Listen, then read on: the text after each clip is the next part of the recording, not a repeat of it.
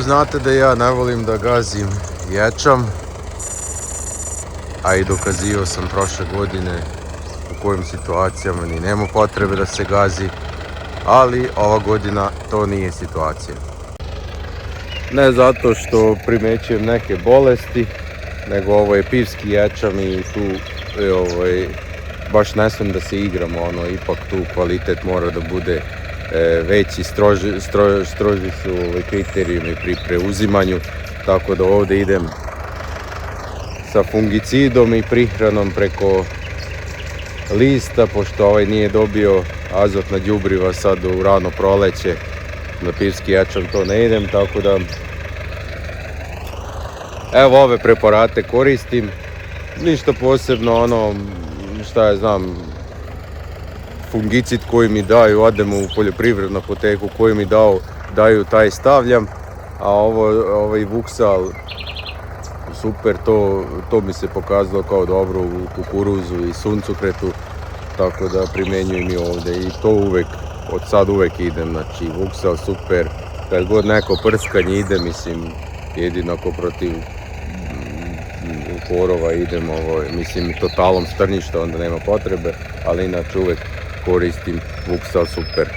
Jedino gdje sam uštedeo, neka manja ušteda, to je znači protiv korova, ne prskav, nema tu nikakvih nema tu korov šanse da izraste, tako da to je to, ništa, ajde idemo ovo da uradimo, pa jedan snimak da vidimo kako izgleda ječam. Pa sad ne znam baš da nisam video da je do sada je ovolika velika razlika između ječma i pšenice. Ječam je udesno, a moj ječam klasao već uveliko, ovo je pšenica, tako da prvi put vidim da je ovolika razlika. Dobro, aj sad linije manje više. Eto kako ja stojim sa vremenom, prošle 2 nedelje od ovog, sad malo pre što sam pokazivao prskanja. I evo, sad ću izaći da vidim, ali okej, nije strašno, zanimljivo i ovo vidjeti, ajde vidimo kako je ispalo ovo prskanje, u stvari da li se nešto vidi, da li se nešto ne vidi. Znači evo ga, pivski ječam, tu su tragovi kako sam prskao poslije 2 nedelje, pa šta ja znam, nema tu 5% gaženja, šta ja znam, 3% gaženja, koliko, nemam pojma. Tako otprilika šta je tu je, ali šta da vam kažem, ajde vidimo, jer se vidi nešto na listu, ima tragovi neke bolesti, nema tu apsolutno ništa, čak šta više iznenađujuće dobro, čak i tamo niže, ovo je dobro što se tiče tih pega ili bolesti. Tako da zadovoljan sam, izgleda da je posao bio dobro urađen, ali možda je bio i čak i suvišan. Suvišan zato što znate da sam ja pristalica toga da se ne prska ječam, pošto ako uzmete dobro seme, novo iz džaka i šta ja znam, ne bude nešto, neki baš nepovoljni vremenski uslovi, kiša, sunce, para, ne bi trebalo da bude problem sa bolestima, ali kažem, ovo je pivski ječam i ovdje nisam teo apsolutno da rizikujem. Pivski ječam je malte ne ko pšenica što se tiče i osjetljivosti i što se tiče nekih kriterijuma kod preuzimanja, ovdje već gledaju, znači sve što je za kao ljudsku ishranu i pivo i šta znam, to se gleda strožije, ali visina, sad kako se vidi, pa do ovdje otprilike, do ovdje mi je, tako da visok je ječam, što obećava dobar rod, ali ne smem unapred da licitiram dalje dobar rod, zato što je suša sad. Sad evo početak maja, suša je, ovdje još možda ima vlage, sad nisam poneo merač, ovdje je još vlažno zemljište, evo, blatnjavo vlažno, ali tu gdje je suvo, tu je katastrofa. Tako da, ok, zato ovaj ječam ovako lepo izgleda, zato što je dole još mokro. Znači, ko je uspeo, kome je ječam uspeo da se da naraste, da zatvori zemlju, da ga ne tuče sunce.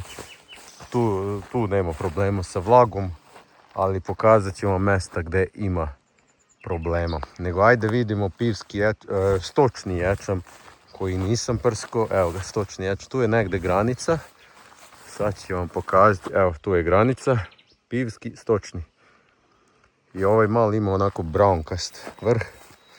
I ne znam šta je ovo, ko na uljenoj repici ove insekti. Ima i dosta, ali samo na ovom dijelu. Kad idem malo unuda, evo, pređem nekih, šta je znam, 20 metara. A ima i ovdje, samo mnogo manje. Ali ovo je još više, ovo je još više.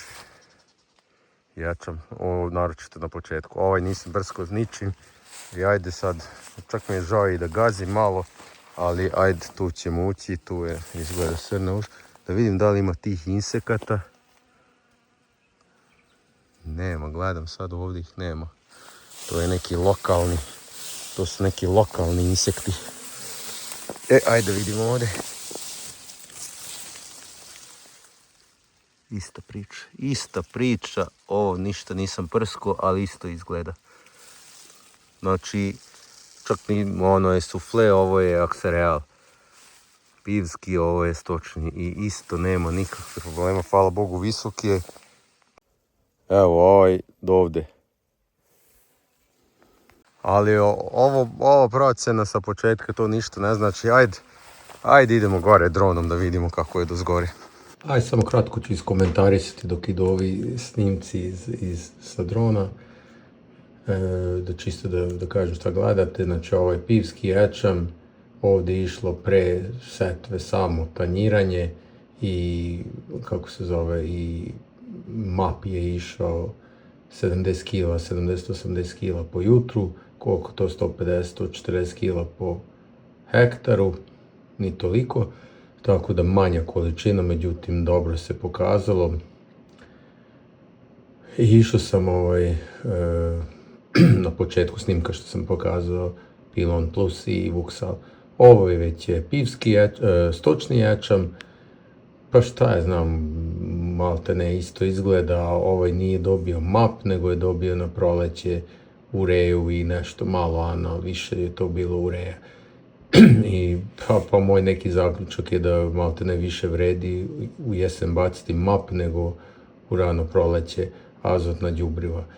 Ali ovako ne izgleda to loše, međutim, ne znam, evo, kad bude izašao ovaj video 7.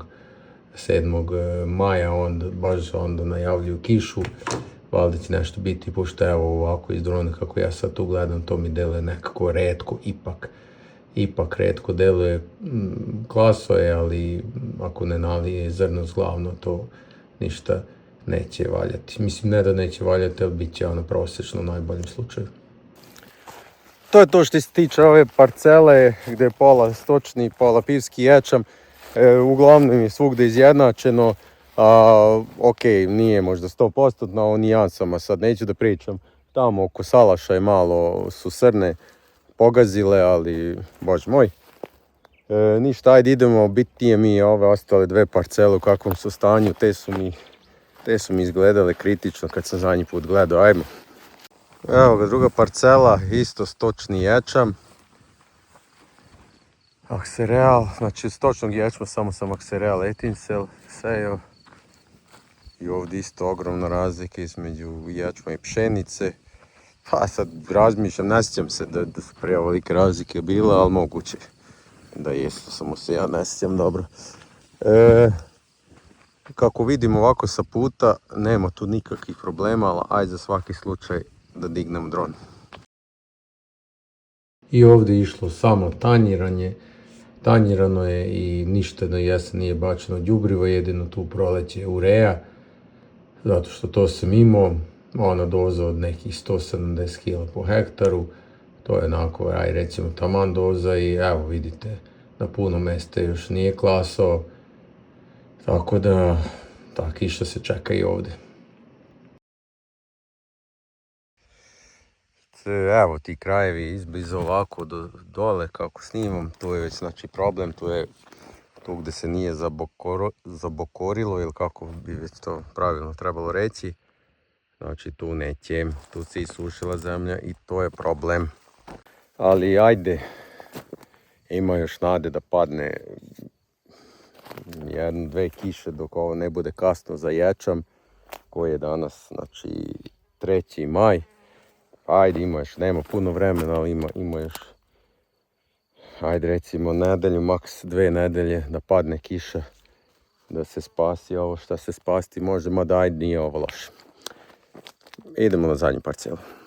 I evo stižemo i do 3. parcele i ovdje sam već iz auta video problem, evo ga.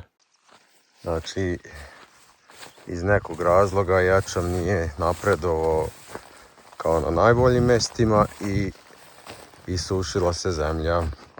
Kilavio je ječam, u međuvremenu isušila se zemlja i sad ni napred ni nazad. Evo, fali i klasovi. Generalno je niži ječam svugde kako gledam, znači ovdje nema reći o tome da je do kuka. Pa ovdje šta ja znam, nije do kuka, ali evo do džepa. Ovo me sad, ajde, mogli bi i dronom, a možda, ajde ovako kad gledam. Iz drona se ne vidi koliko je visok je gore. Ali ajde probat ćemo nešto, ajde. Inače ovako na početku je ono slabo tamo. Ali ovako kad izađem tu na ravno, ovo ni ne izgleda tako loše, toliko puno slabije, možda za nijansu slabije. Ovdje isto samo tanjiranje išao i proleće samo ureja, to je sve što se tiče i ove parcele. Ovdje slabo mi radi ječam, ne znam, ovo je 3. put valjda tu da stavljam ječam i ovdje imam taj neki eksperiment, prinudni eksperiment, tako ispalo da već evo 4. godina 2 kulture menjam, znači bio je ječam, pa bio je suncokret, pa ječam, pa suncokret prošle godine i opet ječam. Tako da nemam neka veliko očekivanje prema ovoj parceli, ali šta je znam, ne deli mi gore nego one prethodne. Tako da prilično je ujednačeno. Čekamo 7. maj pa da vidimo hoće li pasti ta kiša.